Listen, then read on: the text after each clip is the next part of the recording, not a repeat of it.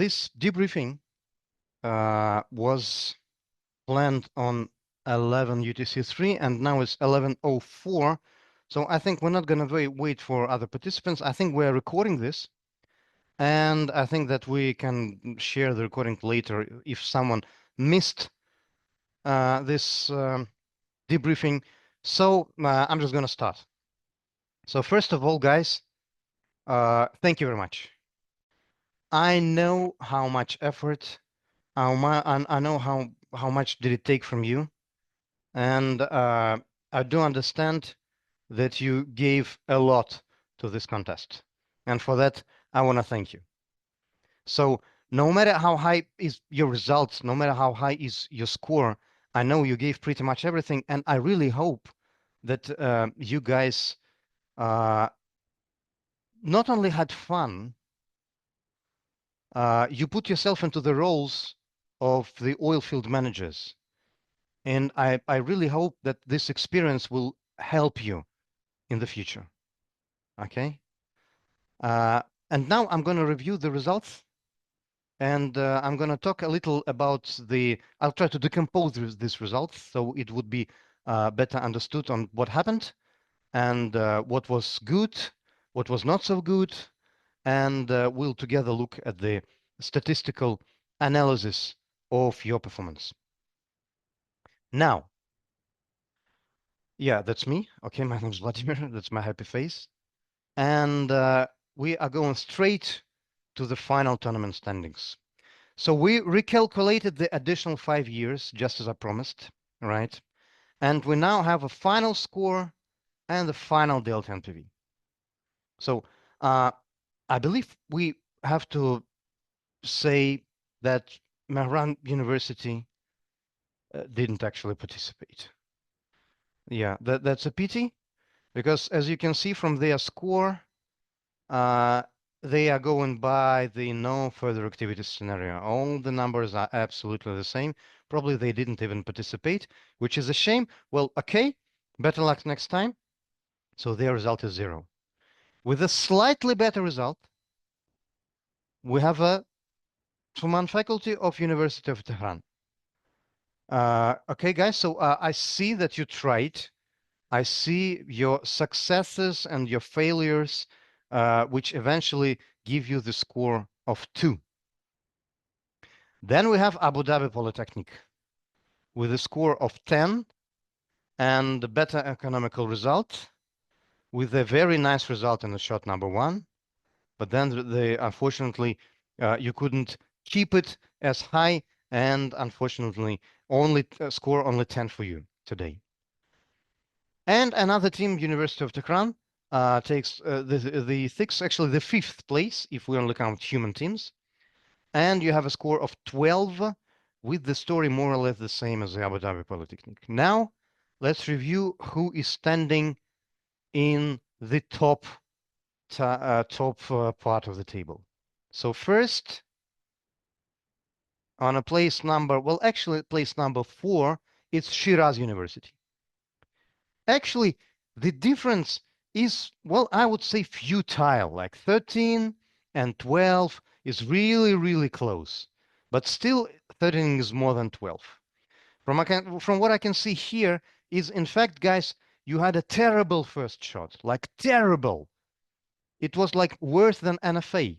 So after year number 1, it was like better if you didn't do anything than what you did.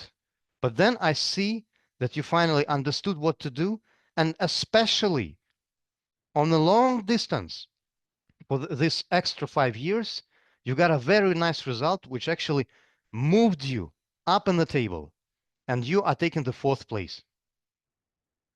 The next university is Sharif University of Technology. We had 2 teams from Sharif. This one is Lutetian, with a score of 18, and that is pretty much the difference between 18 and 13. Actually, that's a huge money value between these results. And you can actually see that it's not E, it's actually D, which is, of course, better. What I can see is a very nice result on the third shot, $3 extra million, and then again the long distance plus 5 years gave you $5 extra million, which again moved you to place number 3. And we have two teams with actually more or less the same results, which is another team from Sharif University, Ypresian, and the Priabonian, the team from Sultan Qaboos University. So you guys actually have the same results, and I would say that you share the first place. So with a result of 20, again, well, pretty much shame for another Sharif University team, because again, 20 and 18 is very, very close. But there is a difference, and this difference is $1 million, which stands between you, and that is something that did not allow you to go here upper in the table. Okay, so this is the result in the tournament standings.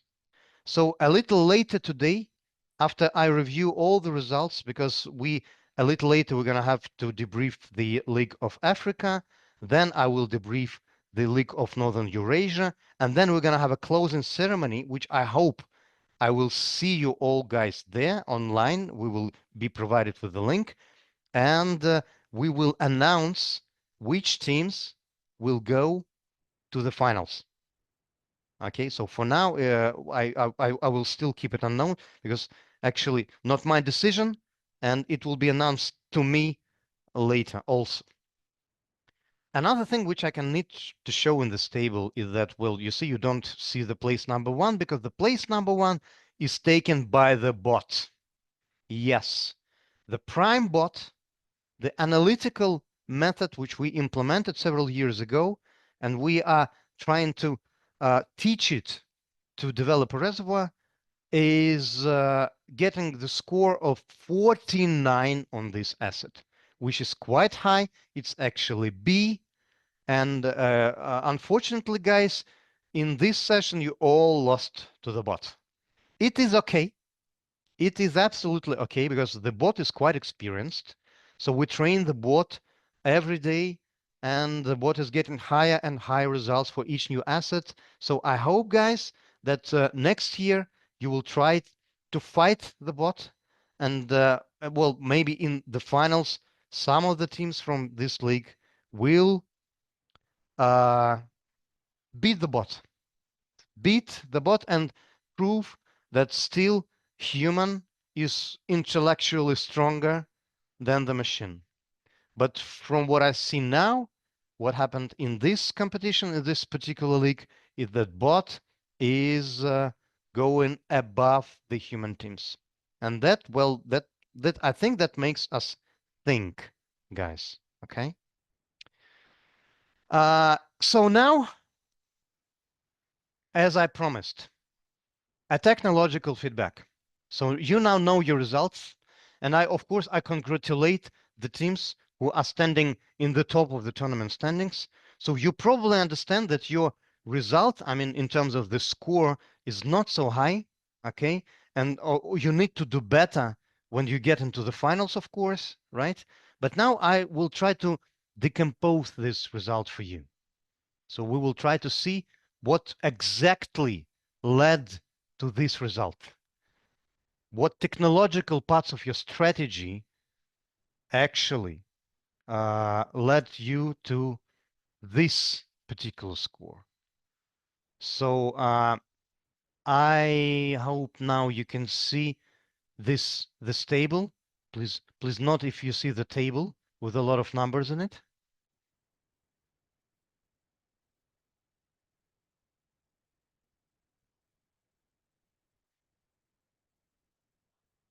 Guys, I demonstrate the table now. Again, please confirm that you see my screen with the table opened on the screen.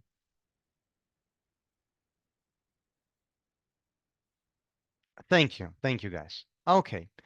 So now, guys, we're gonna run through this table. This table is called CAS, which stands for Consolidated Activity Statistics. Middle East, Gulf League. Here you can see all your teams. I hope you remember the name of your teams, guys, because now I'm going to run through the table, and you can always refer to your particular column of your team, of your university, and you can compare your result with the neighbors, with the other teams. You compare them with the reference case scenario and the prime bot. Okay, so the top of the table is finance and budgeting. So we, of course, we arranged the teams in the descending order in the final standings. So column number 1 after the reference case, which is gray, is taken by prime. So here you can see prime bot, and then all the teams. So Sultan Qaboos, 2 teams from Sharif University, and so on and so on and so on. Okay, now here you can see the score. Here is the profitability index of the teams. And again, interesting thing is that, and it actually, it often is the way that it's not directly a descending order. So you see the Rupelian team have better profitability index than the Botonian. So the question is, okay, so why did they earn less money if they had better profitability? And the answer is very simple. Is that, guys, because you didn't invest all your money. So with this profitability index, if you invested all your money and all your investment were of the same quality, you would take the first place. Well, after the bot, of course, because out of all the human teams, your PI is the best.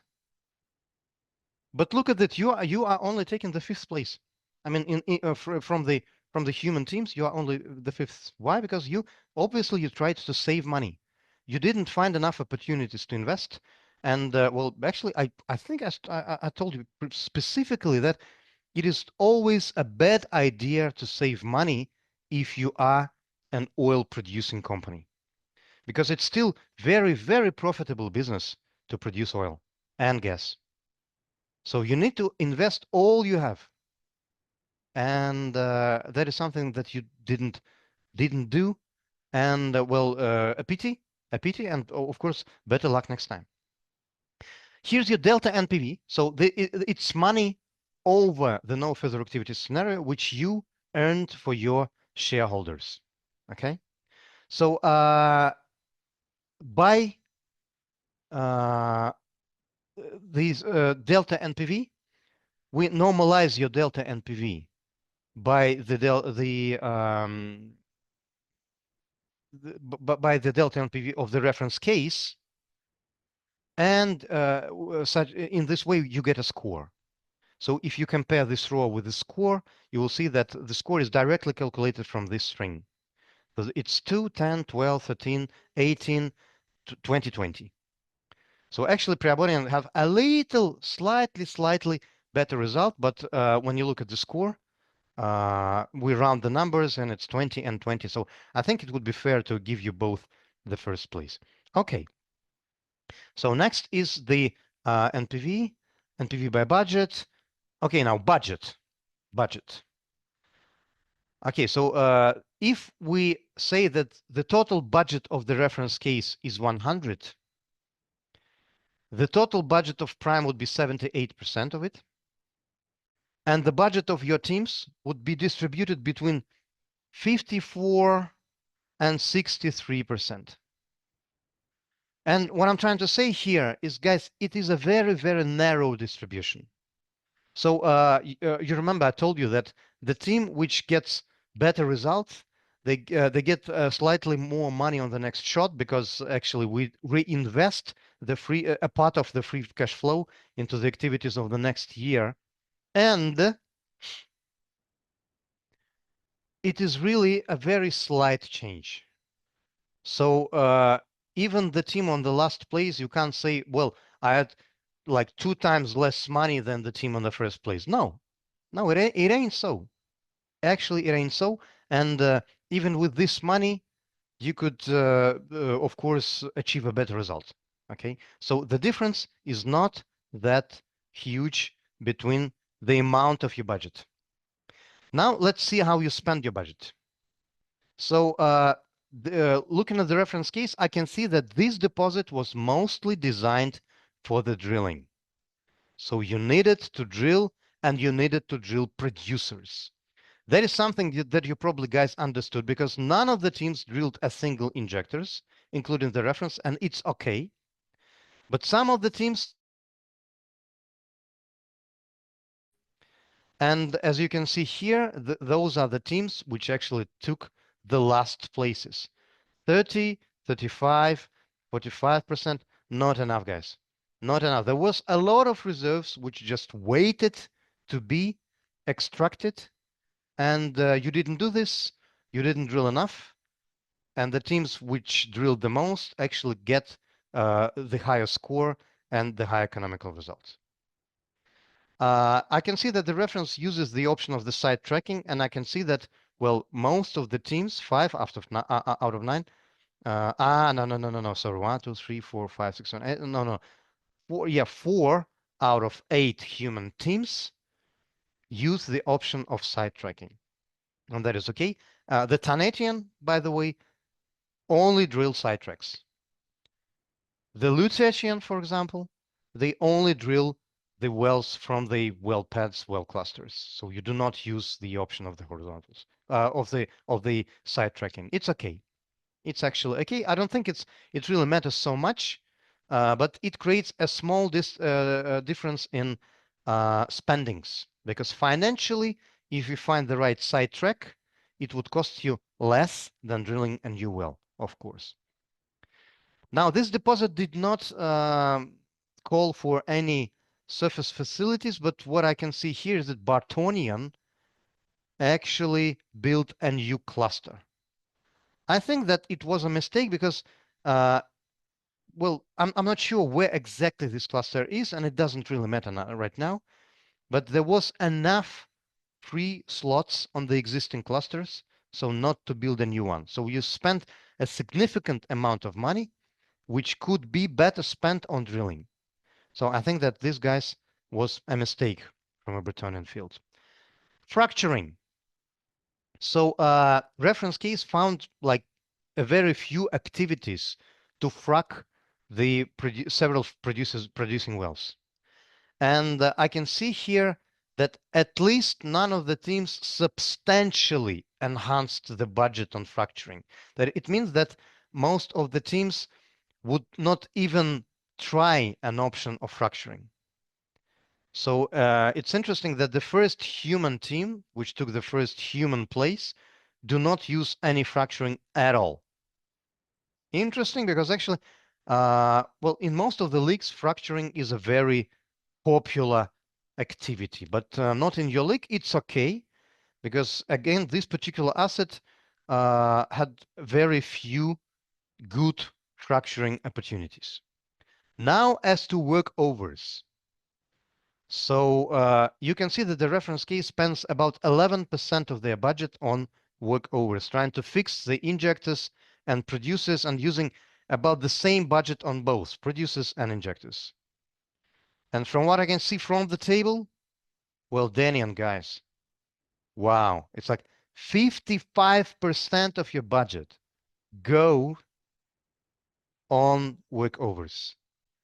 So it looks like you are trying to build the perfect, ideally balanced wells with no channels and this kind of stuff. But actually, I think, working at this, you probably forgot that there are more important things.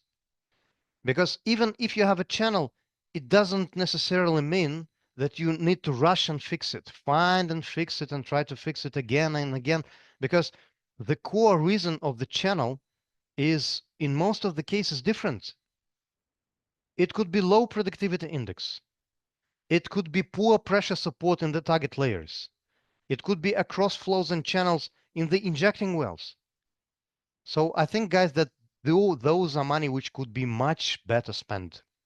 And from what I can see, actually all the teams a little overspend on the workovers. Again, trying to fix your wells, spending substantial amount of money. And another thing which I can see is that apart from the Danian team, which are like workover champion, the other teams have a significant disbalance between workovers on producers and injectors. It's like 16 versus 2%, 18 versus 4. Guys, I'm not sure it's the right way of thinking, because on a water flood project, if you have channel in a producer and in an injector, first you need to fix an injector. Absolutely.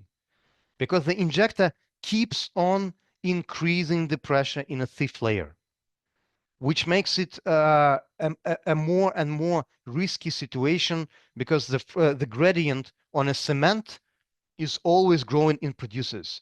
And it actually means that you can fix your producer, and then on the next year, on the very next year, you can get a new channel in the same well, you see?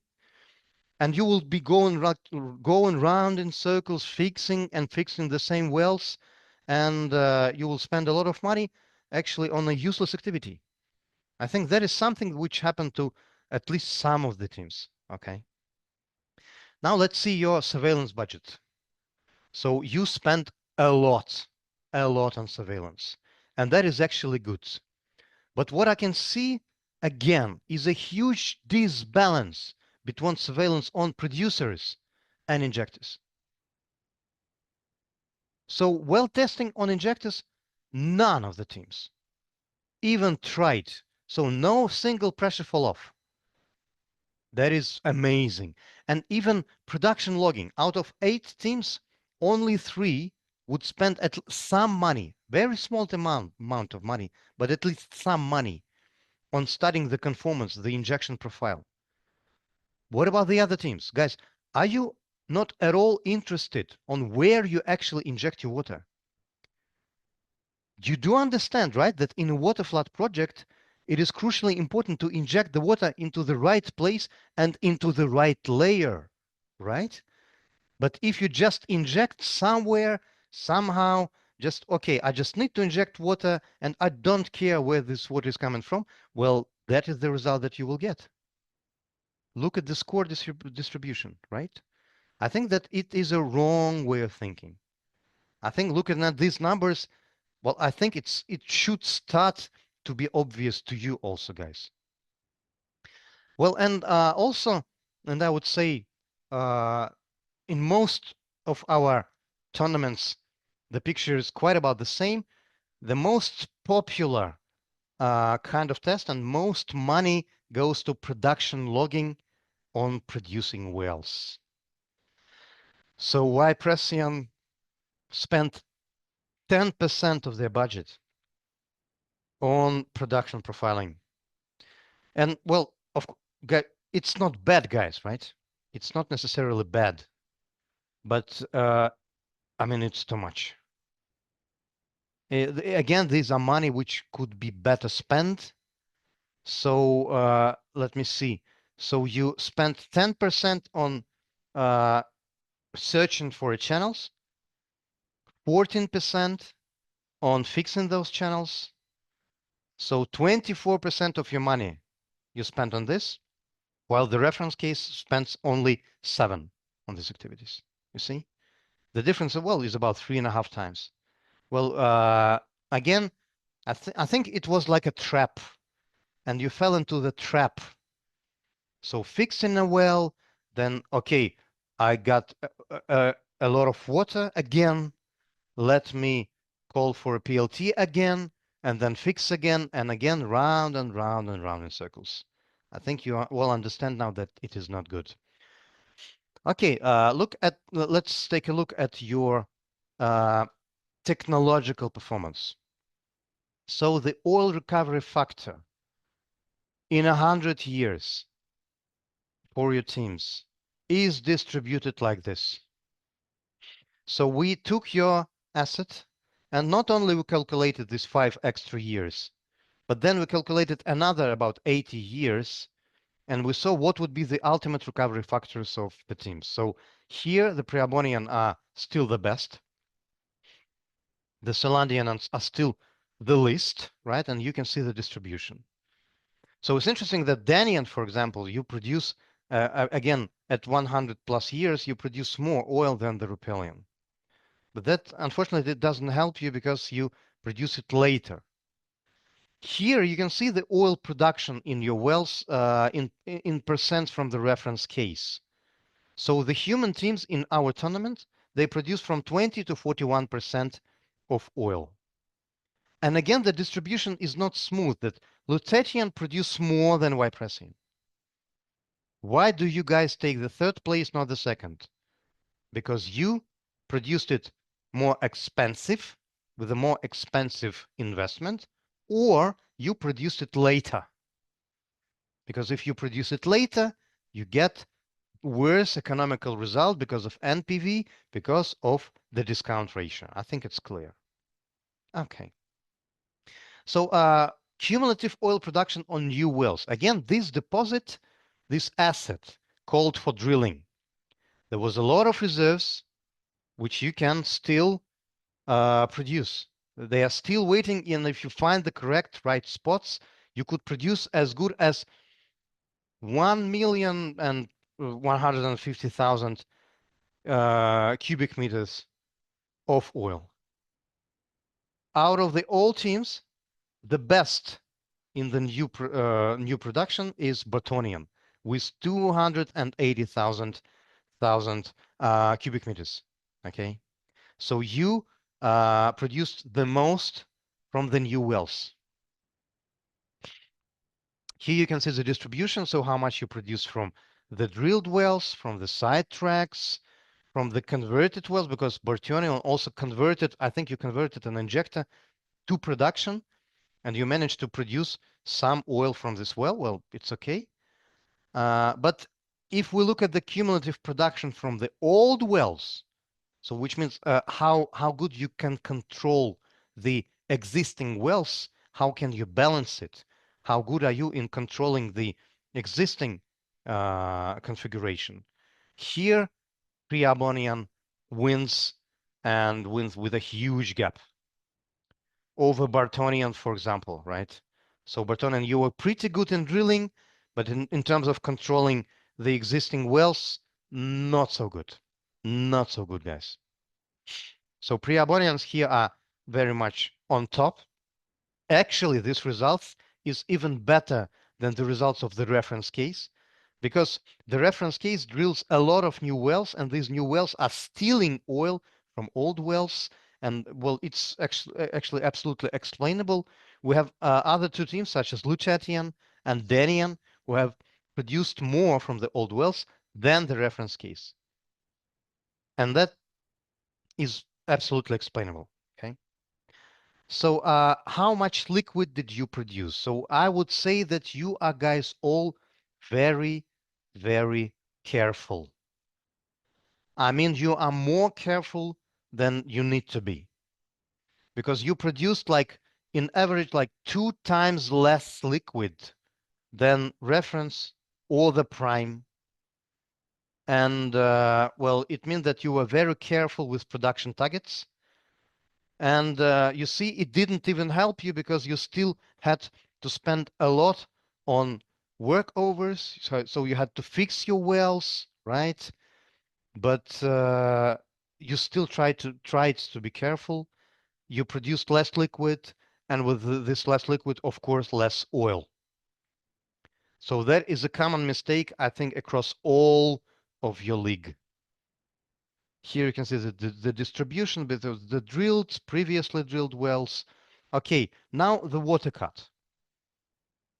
So the average water cut is about 90, I believe, in the league. But we have Tanetian with a water cut of only 82%. And, you know, in the other situation, I would say that you should be proud of your water cut. But actually, this water cut only tells me one thing. You didn't produce enough. Your production was so low that, yeah, of course, you can fix your wells. You can get rid of all the channels, and you will get a very nice average water cut. Okay, but unfortunately, the low water cut means that you did not efficiently displace the oil. and the water from your injectors is not reaching your producers yet. And so the low water cut is not always a good sign, unfortunately. And in this case, it's, well, quite clear and quite obvious. Okay. Okay, let's see what was the situation with the new channeling. So even the reference case gets new channels on producers. And all you guys get new channels, but for the Solandian team, which, well, didn't do anything, right? They're going by the reference case, as I can see here, by the no further activity scenario. So it's actually okay. They have zero. Actually, we should probably even exclude this column. It's the same as NFA. Anyway, you guys all have the new channels. And Lutetium, you have the most. Danian, you have the least. You have the least. But you spent, let me see, you spent a lot of budget on your workovers, but actually you had the least number of the new channels. So it seems like there was even no point in so many fixing activities. Anyway, productivity. Take a look at your productivity index. So for some of your drilled wells, the productivity index is quite high. For some, they are very, very low. Let's say for the previously drilled wells, the productivity for the reference case is 0.03, and some teams have well, comparable productivity, but for, I would say, Tanatian. So you see your average productivity index for old wells is 3 times less than for the reference case. And of course, it's bad. So how can you produce if you have so low productivity? So you can produce very slow with a very nice water cut, okay, but it's not economical. It's not you won't be able to earn, unfortunately. So thus the result. Okay, formation pressure. So I can see that the reference case scenario uh, did not increase the pressure. So the reference case actually keeps injecting at voidage replacement ratio about 100%, and they did not raise the pressure. Many of the teams did increase the pressure, such as Tanetian, Solandian, and Bartonian, for example, right? So you increase the pressure in the reservoir, but you did not convert this increase to production. And so it seemed that you could make use of this extra pressure and extract more oil and get a better economical result.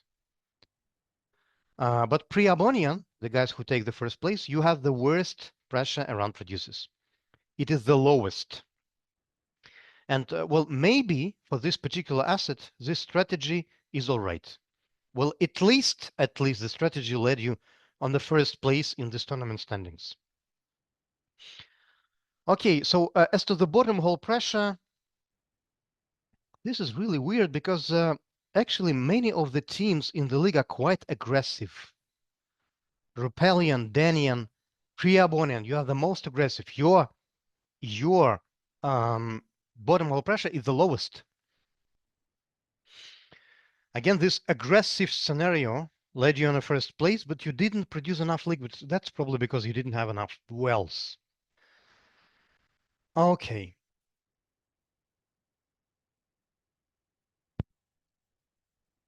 Now let's take a look at the drawdown. Yeah. So you see,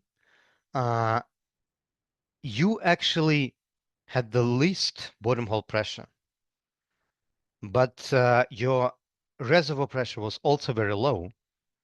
And that is why the drawdown in your scenario is not the best. The best drawdown is the Rebellion team. Okay, so guys, this is actually the most aggressive team. Well, okay, let's take a look at the distribution of the wells. So how much did you drill? So reference drills 10 producers, prime drills 8. Botonian also drilled, no, you drilled 5 and 3, 3 wells you converted from injection back to production. Wow, interesting, very interesting. But probably, guys, as you had, of course, you all had less money than both prime and reference case. You didn't have the opportunity to drill as many wells. So the reference case drills 2 horizontals, and I can only see that pre-Abonian teams, at least that you tried to drill a horizontal. I'm not sure if you intended to drill a horizontal, but you drilled out of your 6 wells, you drilled a horizontal well, 1. It's okay because at least you tried, okay? Now let's take a look at the average initial oil production of the well that you drilled. And I told you that Lutetian are actually very good in terms of finding the right spot for a production well. Even better is Tonetian. So guys, with this initial rate, you actually, if you drilled enough wells with such a rate, you would be first, okay? But you only drilled how many? Only drilled 2 and 1 converted. So, well, you can see for yourself the results. The distribution is, well, quite wide, I would say. Daniel, you should be probably very much disappointed by the results of your drilling, right? So you drilled 3 wells and the average production rate of 0.3. Well, something terribly wrong. I think you should review your geology and say, well, you need to admit that something went wrong when you try to find the right spots for the wells, okay? So the total initial oil production from new wells, I think that the champion here is also Lutetian. Yeah. So out of the human teams in the league, the Lutetian, they totally produce more when they drill new wells. And well, that's good, guys. So in the section of new wells, you probably won, but again, you didn't control the existing wells as good as the Priabonian, for example. So here you can see the fracturing. So there was a couple of wells which meant to be fractured, and some of the teams found some of them, and some of them did not. You stimulated a lot of wells, but not all of the teams. And yeah, so the skin was pretty high on many wells, and reference stimulates 14 wells, while you guys sometimes stimulate like once or twice or never. And yeah, of course, it's bad. It's bad. So actually, the skin was something which was limiting your productivity. And if you stimulated, you would have had a much better result, of course, because again, productivity is one of the things which didn't allow you to produce as much liquid and as much oil as prime and reference case. Some of the teams perforated a lot. I'm not sure, guys, what exactly you did perforate, because actually there was only a couple of perforation, well, a couple of intervals worth perforating in producers. But Bartonian, you found 11. Well, 11 seems like an excessive amount. I think that some of them were terribly wrong. And the water shutoffs. Well, that is what I was talking about. So reference provides 9 water shutoffs in producers. And you guys can go up to 27 for repelling.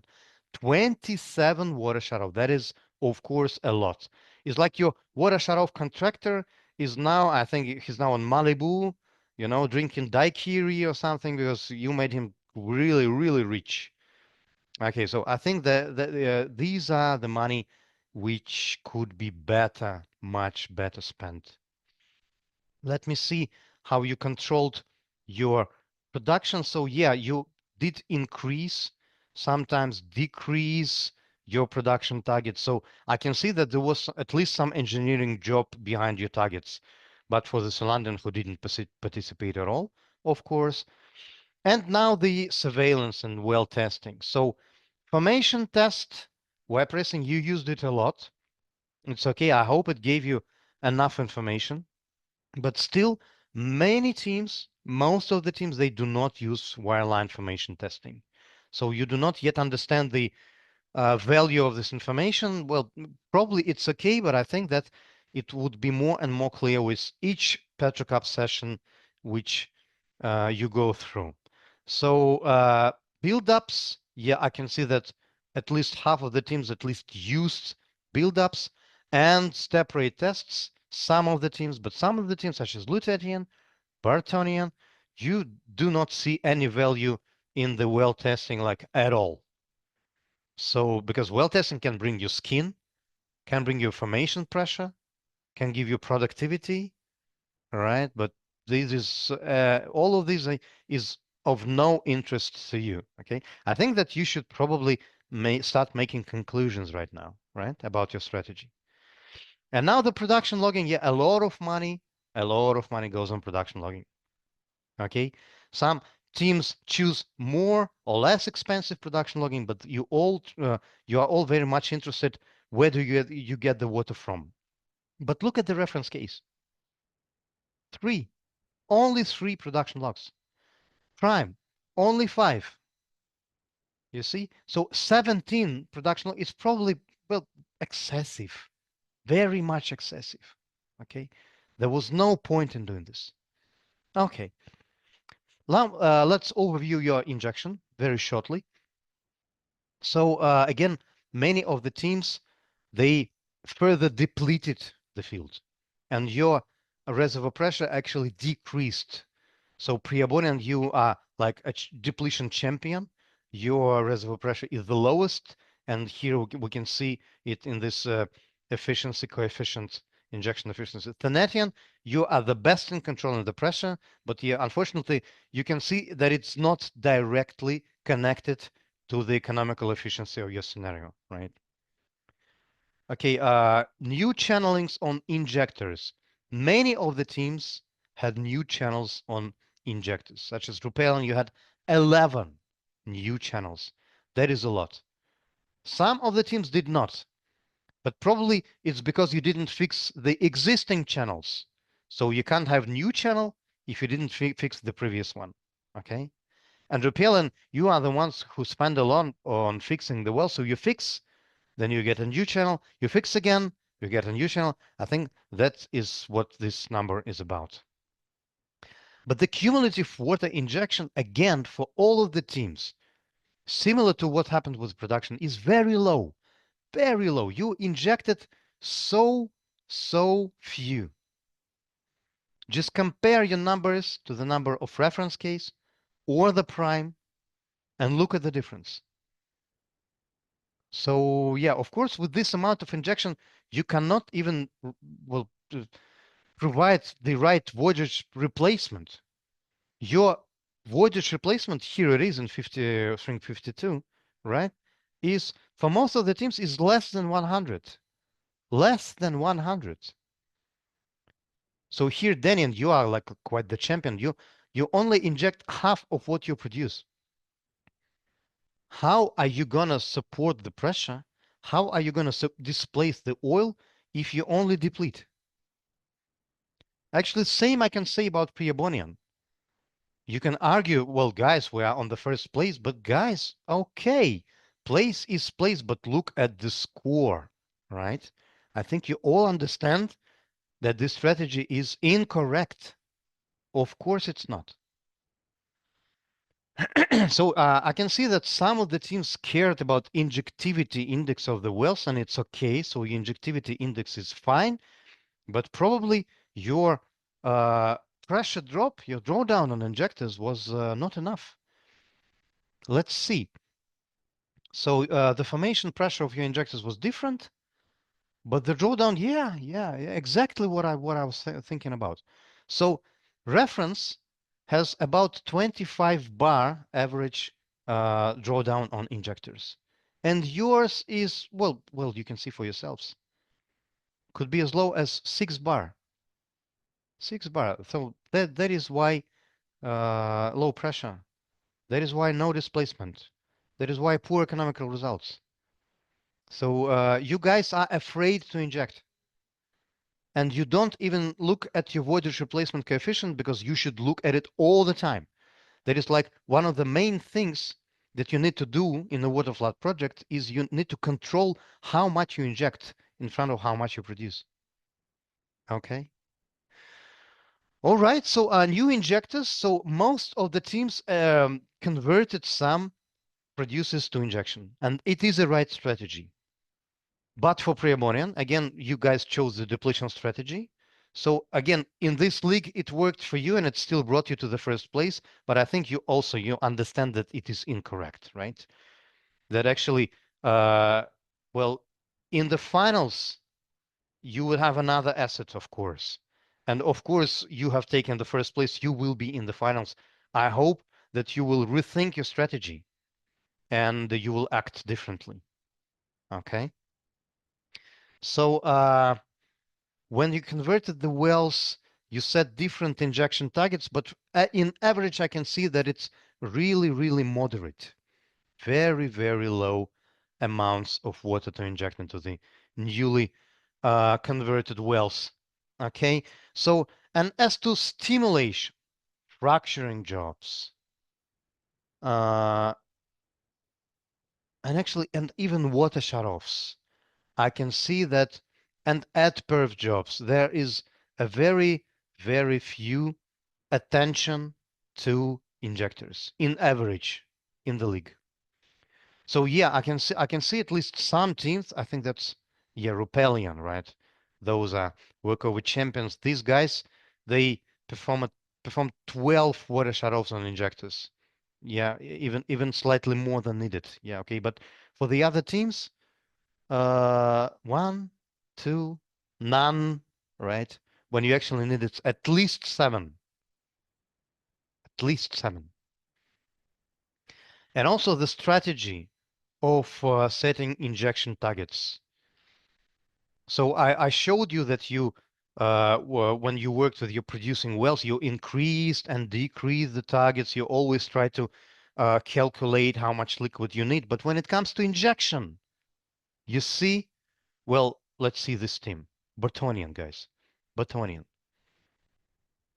So you were so happy with your rates, you didn't even change them, right? So on 2 wells, you reduced the rates. You never increased it. Like what? What? What? I mean, it's the field is underwater flood. How do you expect to get a high value control in this field if you do not control your injection? Okay, guys, I think that you should all look at this table and make several important conclusions. And I mean every team, no matter which standing, which final standing you get on the table. Okay. And the same goes about the surveillance. Again, this picture is very sad. I would say that unfortunately, even professional teams would sometimes forget to control the injection. And unfortunately, the situation is the same with the student teams. And you can see that, well, okay, in average, it doesn't matter to you. How do you inject? Where do you inject to? And it's like, it's not important. But I think you all understand now that it is not true. It's not true because now as we ran through this whole table, I think you guys now see the difference, the main difference between you and the reference case, the difference between you and the prime. And I hope that now after we concluded this statistical analysis, you understand what to do next time.